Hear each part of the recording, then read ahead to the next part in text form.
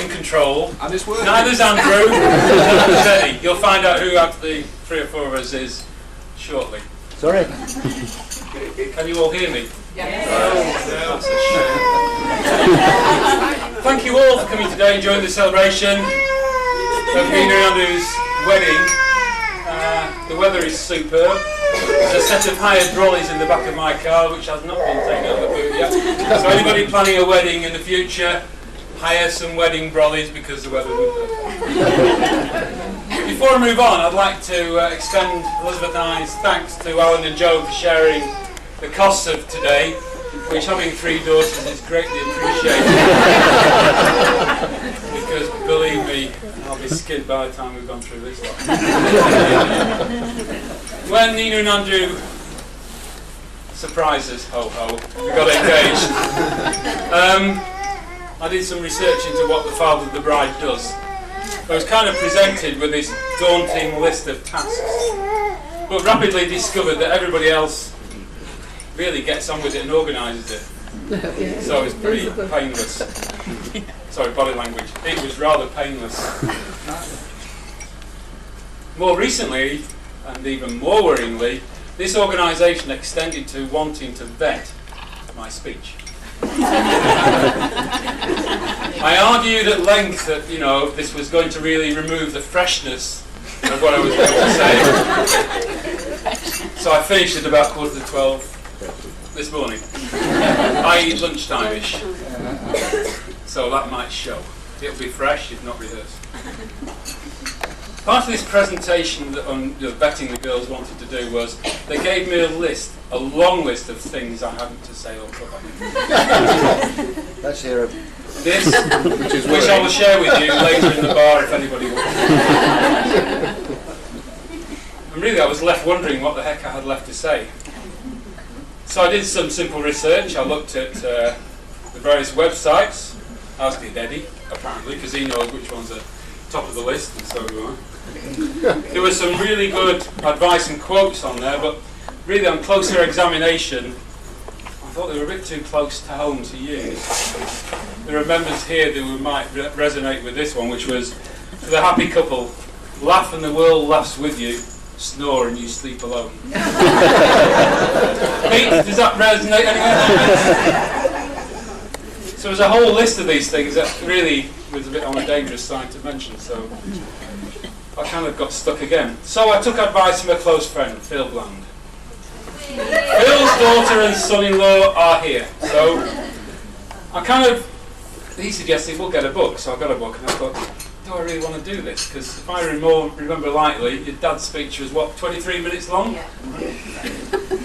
So that went out the window before we started. So we kind of took a bit further on and thought, panicking, what the heck do I do? Being the father of 3 daughters, I'm not used to making decisions.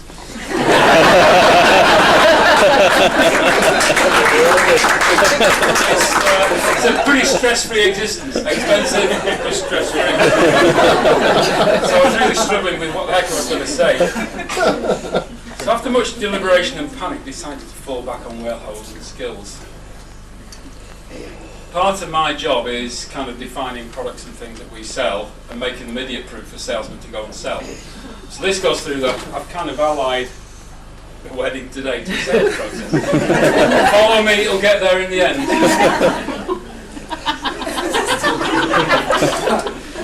Right. Without wishing to bore anybody in the sales process, part of it is kind of matching requirements. I nearly said needs, but I decided with Andrew I won't use his needs. To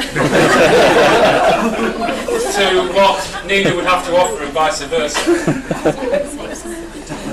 It's not getting worse. It's clean, don't it? And the idea is, if you're in a sales spree, which is pretty boring, you have a thing called USPs, unique selling points. So I thought I kind of refresh myself on Nina's unique selling points.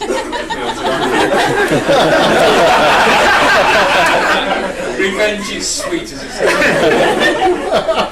Now, clearly, we've actually gone through this whole process, so I'm not going to go over that again because Andrew signed up to it. Welcome, son. He's called me Dad already once today, and he's bought me a beer, so that's even better. So part of this is all about presenting what's on offer, so to speak. It's already been bought, though. Spotting the flaw in this argument. Identifying the decision maker. Qualification, which is kind of making sure it meets purpose. Objection handling and handling resistance, and really watching for buying signals as well. I think we've had a few of those today, so I can go through. If we look at what Nina's kind of brought to the party, she's kind of the loopy member of the family.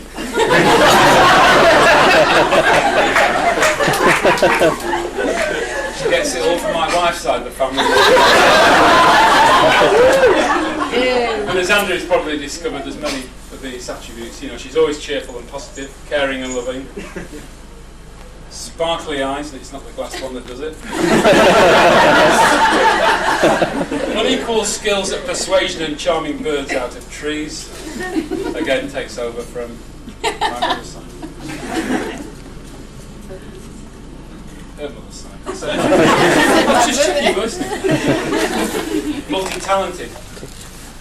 For those old enough to remember the Livewires events at St John's, of which there were a few of the reprobates on this,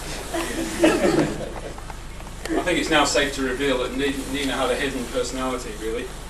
But for years, she was in fact Lamb and talking soft. The well-known star puppet of things. There's a whole generation of kids who've grown up in Knutsford not knowing that Lamb was my daughter. She's somewhat accident prone. She's definitely got the wacky sense of humour. It's totally compatible with Andrew's, if not as dry as Andrew's. Tad southern streak, which I'm sure Andrew's already discovered. Yeah. You know, she's never been forgiven for throwing your plate across the table years ago. It's in Bunnikin's plate, isn't it? We're not going to talk about that. And you've got to watch out. If she ever sees green plasticine, then she starts eating it down. Maintenance and running costs not too high, although I'm sure she can fix that. And I'm not really going to comment on the resale value, but it's probably good but not recommended.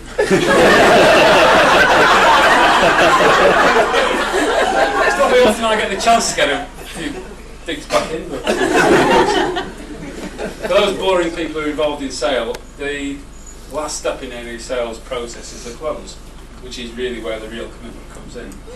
But in good sales speak, the commitment is not the end of the selling process, but it's really the beginning of building a relationship based on mutual respect and love.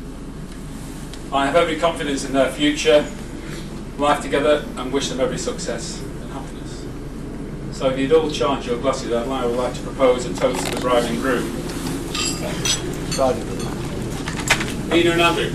Nina and Andrew.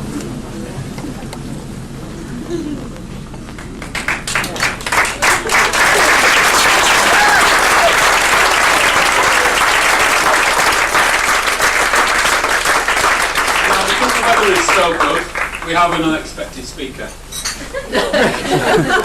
An added bonus to for Andrew. I'd like to introduce my partner in crime, the father of the groom, Alan, who'd like to say a few, is that the right word?